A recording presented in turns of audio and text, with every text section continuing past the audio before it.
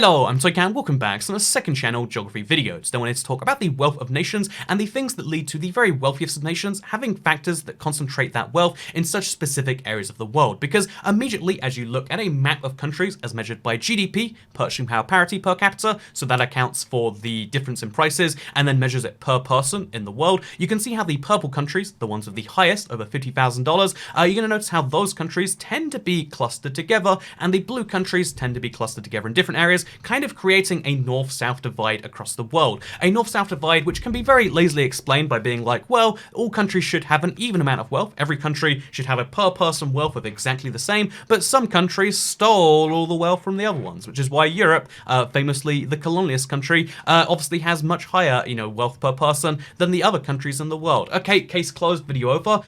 But of course, today's video is actually going to be looking at, not easy political slogans that don't actually help anyone. Instead, it's going to be looking at the actual factors that the richest countries in the world have in common, because they're the opposite of what people will lead you to believe when you talk about it in the common parlance. And that's why I wanted to share it with today's video, because here's the interesting thing when you look at the list of the, when we actually look at it in list form, because here is the article. It is list of countries of GDP, purchasing power parity per capita. You can see three separate lists. One is by the CIA of the US. One is by the UN World Bank, and one is by the IMF, although this one's the most accurate and the one that's most widely cited, it seems. You can see how when you look at the list of countries on this list, there's a lot of things they have in common, not least the fact that obviously, Qatar, Macau, in fact, all of these countries all the way down until the United States all have a population of less than 10 million, significantly lower than the global average. But you'll also notice how, okay, so not only are they small countries, and they're small countries, often which have natural resources, natural gas, gambling, which is basically a natural resource in Asia,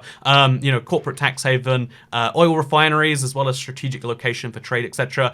Oil, corporate tax haven, oil, etc., etc. You're going to see how those are factors which these countries have in common. You're going to see some other things which are kind of interesting, which I wanted to go through in today's video, because they're going to get controversial and spicy, and you better believe this comment section is going to be great, because here's another thing these countries have in common, which, by the way, I should mention, the top 3 richest countries in the world all have a GDP PPP per capita of over 100,000. In fact, you can see that means that over 100,000 international dollars, going up to 130,000 in Qatar, whereas the 3 poorest countries in the world all have one less than 1,000. If you're curious, it's the Central African Republic, Burundi, and the Democratic Dr. Congo. It's hard to say all those words. They're not even really that democratic, so let's not kid ourselves by saying it that way.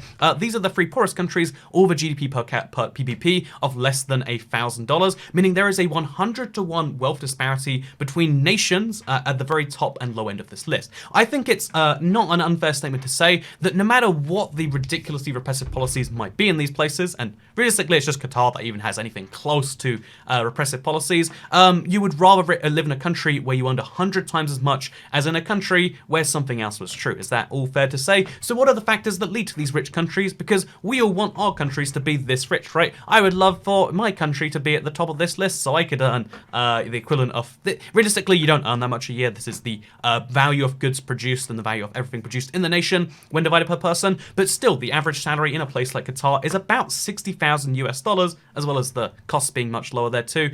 So you tend to find that oh yeah, there are really high salaries, really rich, high standards of living in these countries. What leads to these countries being a thing? And let's talk about some of the most controversial factors, because interestingly enough, when you look at this list, you're going to notice how the geographic spread of them is kind of not actually as closely linked as the map would have you believe. Obviously, the largest countries on this map that are purple are the ones that make you think that it's very much put in special places around the world. But if you actually look at the list of the very wealthiest nations, just the top 10 alone, we've got the Middle East, we've got East Asia, I should say. We've got, Western Europe, we've got Southeast Asia, we've got Southeast Asia, actually, admittedly quite close to the other one. Just in case you don't know Brunei, by the way, because it's probably the country on the list that most fewest people know. Brunei is the weird country that's split in 2, that's on the island of Borneo, and it's a sultanate, which is really weird. They have one of the weirdest governmental setups. Homosexuality was illegal there, but then a lot of celebrities made an uproar, and they're like, I guess we won't enforce that ban. It's a very weird country in a lot of ways, but I should just mention they're pretty rich in oil. That's the reason you're going to know a lot about them. But then, yeah, so we got Ireland, which it should be mentioned like, oh yeah, so that's a country in Western Europe, Northwestern Europe, you can maybe say. Norway is in Scandinavia, Northern Europe. We've got the Middle East, we've got Central Europe, we've got, I guess really Western Europe, and then we've got East Asia again, and then we've got North America. And besides the fact that they're all in the global north of the world right there isn't much more of a correlation that can be drawn, especially if you consider the fact that if you look at the richest country, in Australasia, the Pacific continents, the Oceania, Australia is a continent, then obviously Australia, richest country there. If you look at the richest country in the Caribbean, a pretty poor region, it's the Bahamas. If you look at the richest country in Africa, it's the Seychelles, which admittedly these countries are much lower down. But the interesting thing that all of these countries have in common is you'll notice something very interesting here, because, again, going against that kind of narrative that, like, there are rich countries and poor countries because some countries steal money from other countries, that's what trade is. The other interesting thing you'll notice here is that against the thing that, like, oh yeah, what colonies were, the thing that it's often taught as in political discourse, colonies are a thing where countries go around to other countries, they extract the resources, and they take them home to get rich. And that was true at one point. Mercantilism was definitely a true policy, going into even the 1800s at some point, you could argue. But the truth is, that wasn't a very successful policy. It led to Spain being somewhat rich for a while, just taking gold from around the world when there was a fixed monetary supply. But as soon as that wasn't, in the modern world where free trade is king, the thing you'll notice about most British colonies is the policy wasn't about give your money to the motherland. Instead, again, especially towards the end, this is 1914, especially towards the end, the very much policy was like, it is actually about free trade.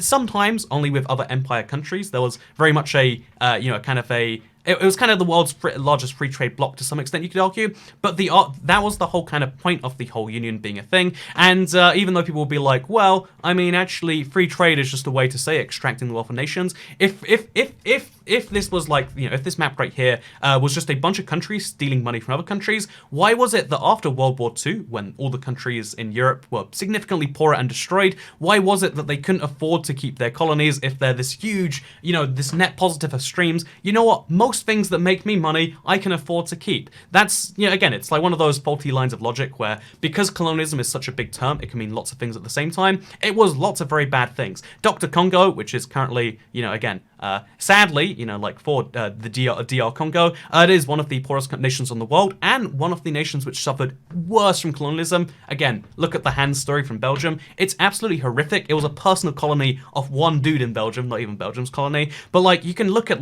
the atrocities that did happen as a result of nations significantly more powerful than other nations. But the thing I'm trying to raise right here is the fact that if you look at the actual list of countries, you'll see how oh yeah, former British colony number 1, former British colony number 3, former British colony number 4, former British colony / integral part of the UK, but technically kind of a little bit of both, number 5, former British colony number 7, former British colony number 8, former British colony number 10, and as well as that, Hong Kong is on the list, which of course everyone knows that one. So 7 of the top 10 current richest nations in the world used to be a part of the British Empire, and that, if you count territories, 8 of the richest 12 territories in the world used to be a part of it as well. So over 2/3 of the world's richest nations used to be a part of the UK. And, it could be a pure coincidence, which be a weird coincidence if colonialism was something that was actively harming countries, and somehow, despite the fact that the UK only owned a quarter of the world's surface, they're like, oh yeah, well 70% just happened to make it here because of resources, etc. Because, that is a fact you should mention right here. If I don't mention this now, because this is going to be a spicy comment section, it has to be mentioned that the reason that these countries are successful can be easily boiled down to oh yeah, natural gas, a huge amount of it, some of the world's largest supply, natural gas and gambling and corporate tax havens and oil refinery combined with a very international outlook, and then oil and then corporate tax haven, and then oh yeah, oil combined with some clever policies, and then oil, you can't really say too much about Switzerland, although you can maybe make the corporate tax haven argument, and then you're going to be okay, United States, obviously world's largest military power. If you look at the fact that so many of those countries are based on natural resources might be a big argument in your favor. But if we then look at the other countries in the world that don't have those huge oil booms, again, how I mentioned the most successful country in Australia was Australia. I mean, obviously the continent. Not surprising to hear. Okay, well, that's like a settler colony, not a great example. Okay, what if we look at the richest country in, Africa, the Bahamas? Oh yeah, former British colony as well. Well, that's not a good example because people like to go there on holiday. They've got really nice beaches and stuff. What about if we look at the Seychelles, the richest nation in Africa? Again, every one of these countries has that same link in the former British Empire because the idea of free trade is one of the things which binds the world together. Didn't used to be the idea for a globalized world didn't used to be the status quo, didn't used to be the understood fact of how things were, especially not at the start of the last century. It's wacky that the age of free trade and exchanging goods and services with each other, it wasn't the status quo even 100 years ago barely, but that is a thing that has led to all of these countries having some niche which they developed into. Because here's the other thing that ties them together. I had to get that one out of the way because otherwise people would be like, well, you know what? I'm checking out right here. You didn't say, you didn't look at an issue and just say it was always bad, because I'm not trying to defend colonialism. I want to make that clear. I'm just trying to say that what ends up happening is you're just incorporating different areas into different power blocks. Whether, like countries are officially free or not, this effectively happens just, instead of now this being lots of European countries, now China has their, you could call it neo-colonialism claims there. Countries are always going to be following some form of power block. A country like the Brunei's of the world, the Laoses of the world, the Moldovas of the world are never going to be able to set a truly independent foreign policy course because of their, innate power compared to the other countries around them. And that means there's going to be some form of power blocks forming. And again, I'm just trying to say, all of these countries have the exact same thing in common, that they all used to be part of the same big power block. So let's leave that to the side for now because, okay, you don't trust that. You think, oh no, it's a pure coincidence, which is perfectly fine. Let's look at the other factors which they have in common, because I find this one to be quite interesting. If you look at Qatar, Singapore, if you look at then the United Arab Emirates, and you look at Hong Kong, and you could maybe argue the US, but I wouldn't. But if you look at 4 of the richest territories in this list, all former British territories, but unrelated, they also are 4 of the world's largest airline hubs. Qatar, with its Doha hub, is trying to be the hub of the world to get you from any continent to any other continent, with maybe South America being an exception. But the point is, Doha is trying to become the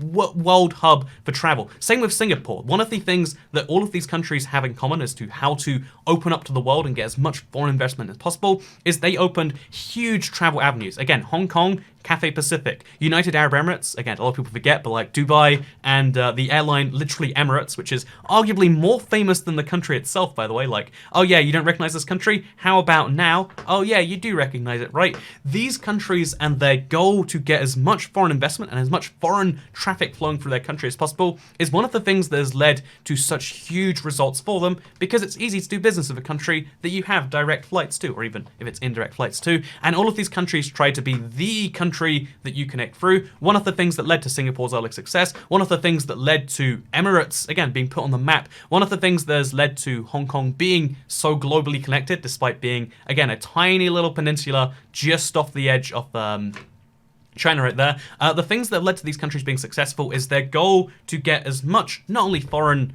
investment via the means of free trade or whatever, but also allowing people to physically get there, because without connectivity, without a way to get to a country, you can have the freest nation in the world. If Sealand, the oil rig, just off the coast of the UK, if Sealand is the freest nation in the world with the best tax laws and everything that corporations want, it doesn't really matter if no one can get there to take advantage of it. And that is why all of these countries have, or at least 4 of these countries, again, Kuwait does have a big airline presence, same with Switzerland, and you could argue Ireland and Norway, but they're obviously nowhere near as big as the other countries on this list. The other thing these countries have in common that maybe you've spotted already, maybe it's the thing that's shouting out at you, is the fact that with the exception of the United States, which is of course the world's largest hegemony, and again, when you measure total economy size, it's the biggest because they have so many natural advantages working in their favor, and they're a giant continent-sized thing that is also the world's largest military power. Sure, whatever. Let's ignore them for now because they're huge.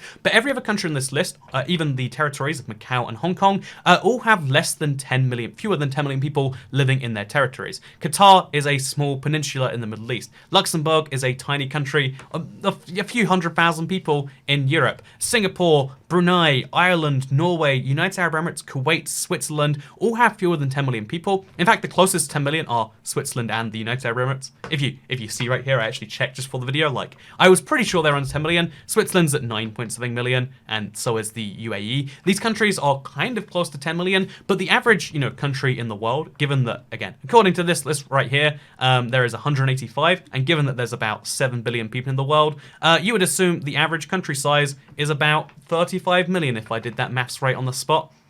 Let's check that one in a second. But, even though the average country size is much larger, especially when you account for the fact that 1 billion people, by the way, live in this one and this one, 2 countries of 1 billion plus people each, even though those countries are the biggest, might be bigger in terms of total size together, the countries that do the best per person, the countries that do the best for the citizens that live there, again, I don't care if my country's doing really well, if I'm dirt poor and living in a rice farm somewhere in the west, in the weird province that is under communism in China, but like, I don't care about that. For instance, right, as a person, I don't think most people care about the country over the person. The countries that are doing the best for the people are the ones that have very few people to do the best for. And part of this, again, is the fact that you look at natural resources, and gambling really is a natural resource in the case of Macau, in my opinion. But, like, even though when you look at it, like, oh yeah, the natural resources from a place like Qatar, having all that natural gas and having few people to spread it out across, of course that's going to lead to very high, dollar numbers per person. Same with Norway, you might be able to say. But the other thing that this leads to is smaller countries can better focus on the needs of actually all of their citizens. Instead of, when you have 1 billion people under one umbrella that one person has to make macroeconomic decisions for, how are you going to do that effectively? That is why, if you actually look all the way down to where China is in this list, and it is like surprisingly low down, given that it is about to be the world's first largest economy at some point in the next century. Actually, there it is, 73, by the way. China is 73rd on the list per person, because again, it's the number of Chinese people and the number of, if we find Indians, very, very depressingly low down here at 119. The number of those people are what leads to the overall economy being the same size, but the fact that, India is on 7,800, and the fact that, to give a good example, France and the UK are on, 45,000, and I don't know where France is right now, and 45,000 almost exactly the same. But the reason that it was literally above there, by the way, these two countries are both countries with similar sized economies to the entirety of India, despite there being 60 million people in, roughly 65 to 70 million in both countries, is because each person is worth significantly more, or does significantly more value, etc. And the thing I'm trying to raise with all of this is not to say like, oh yeah, well, you know what, large countries just suck all the time. Because the US is an example of a large country that clearly doesn't. But you need to, I think it's wacky that 1.3 billion people can be ruled by the same person. I even think it's wacky that 300 million people have the same president. I think that is a silly system. But the US is a very federalized country. One of the things that can lead to very successful niches being carved out by individual areas is the fact that states actually have quite a lot of power in the US.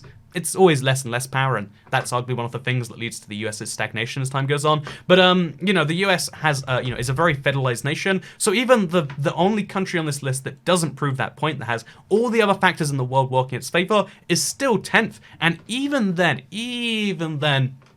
it's very much a nation of individual large nations of power. And that's why I would say that the thing that leads to a country being successful for its citizens is smaller nations. I'm a big believer, I live in the United Kingdom, a country that's famous for just holding on to things. And not as much as France, but European powers famously hold on to a lot of things all over the world. I mean, the UK itself even is literally, a giant peninsula with islands jutting off over there and there. We own the northern part of Ireland, and you know how by the way, I mentioned on this list, oh yeah, the Falkland Islands is number 5, that random island that has sheep on its banner and is next to Argentina, by the way. The number of places that are still a part of the UK, obviously it's a lot. There is some desire in any country for the idea of something bigger than yourself. Oh yeah, I love the UK. I don't love my own life. I want the UK to be successful. There's a part of everyone who believes in that. Nationalism is a strong thing, but if we remove the concept of nationalism, if we just think about what is better for the individual people, it is very clear to me when you look at this list, and even when you look further down at San Marino or, at Taiwan, Taiwan being so much more, successful per individual than China, just because they have far fewer people. When you see this around the world, countries are much better at carving out niches for every individual person when you have fewer people to manage, because Again, I think trying to manage 300 million people, I don't actually know the numbers from Russia at the moment, like 200-ish million, I'd guess. 200-ish million people spread across 2 continents in cities as diverse and far apart as Vladivostok, and then Omsk, as well as like, all the way in Moscow and St. Petersburg. How can you keep, from the border of Finland to the border of North Korea, how can you have one person effectively managing that? I would argue, not very effectively. I would argue that if we look back at this map, you can see how every country that is ridiculously large has a much lower per person number, because trying to be successful in the modern world requires you to not only have all of your own citizens be super productive and have a purpose that is good for them, which is hard to do, but also it requires you to as well as having but also requires you to get as much money from other countries, foreign investment, because there are some things your country can do better than other countries, and it's important to try and get those countries to invest in you for that reason. There is a lot of, there's a lot of labor, there's a lot of capital, and there's a lot of like intellectual ideas in the world. These things, and I guess like geographic reasons, these things need to all be able to flow around to make the most efficient world economy that creates the best outcomes for everyone. And in my opinion, this is where things get controversial. This is just the my opinion kind of take on things. In my opinion, I think most countries would be better if they split into regional subunits. Even though a part of me loves, if I was in China, of course I'd want China to stay together. If I was in the US, of course I probably wouldn't want it to split up, although I don't know so much about that if I lived in one of the big states like Texas or California. But like, wanting a country to stay together is a natural impulse, but all of the data seems to suggest it's not actually the best idea. In a world where the free trade benefit of a country, which used to be a big reason for the success of nations, in a world where that's not such a big benefit, I would say countries definitely need to be smaller. And that's why my big kind of thing here is that, I think a country can be much more effective when it's much smaller, and that's why I think the world evolving into smaller countries is a problem in some ways, because we treat a country like it means the same thing, when realistically, the country of Luxembourg, let's not pick on Luxembourg, the country of San Marino means significantly less than the country of Turkey, or the country, or let's pick a big example, Iran, right? These are just kind of things that I guess I should mention. But yeah, anyway, it's a fun fact. So anyway, to go back to this map, by the way, just because, fun facts while we're here anyway, let's just real quickly talk about the fact that Kuwaiti, which is the 7th on the list, has the highest value currency in the world. I was going to mention this earlier, but I want to kind of come back to it. So fun fact, one Kuwaiti dinar is worth 3.3 US dollars, which makes it the highest value currency unit in the world. Meaning if you convert Kuwaiti dinars into Iranian rials, you get 138,700 Iranian rials for every Kuwaiti dinar, so that's a fun thing. I've gone over currency in previous videos though. I kind of want to make more currency videos because I find that fascinating. Let me know if you would find that too. Also, I'd love to hear your thoughts on this video, because I was mostly just here to kind of go over the necessity points of larger nations, poorer overall, smaller nations, better for the individuals within them.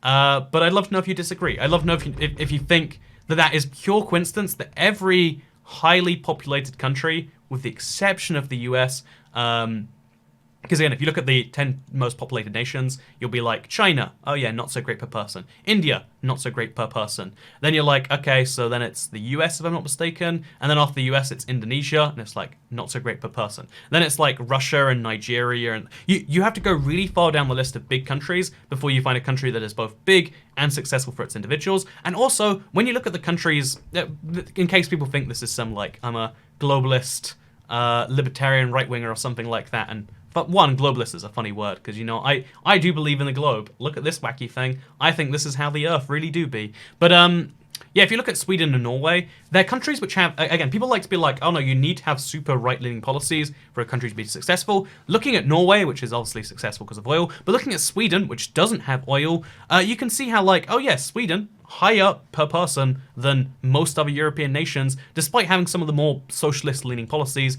because, I guess social democratic, I should say, because as long as you're open up to foreign markets, and as long as it's not super corrupt leftism, which apparently is very hard to find in the natural world, as long as you have a functioning economy that can attract investment from your individuals and other people, and can attract entrepreneurship and all these other things, if you can get the ideas, the capital, and the labor together in the right places at the right time, you have a successful nation. And if you can't do that, and if you try to blame other factors in the world, maybe that won't go so well for you. But again, you can look into this for yourself if you want to find out more. If you come to the opposite conclusions, that's cool too. Let me know in the comments down below.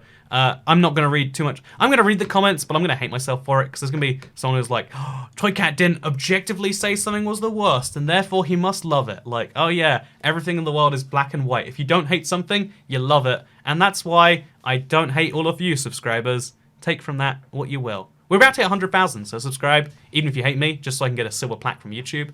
They look pretty cool. I'll get a second one. I can put it next to my other one, it'll be cool. I can be one of those YouTubers like, oh, it's no big deal. I actually have 100,000 on 2 channels. So, yeah, subscribe to feed my ego, because I'll see you all next time. Second channel, don't care. Bye.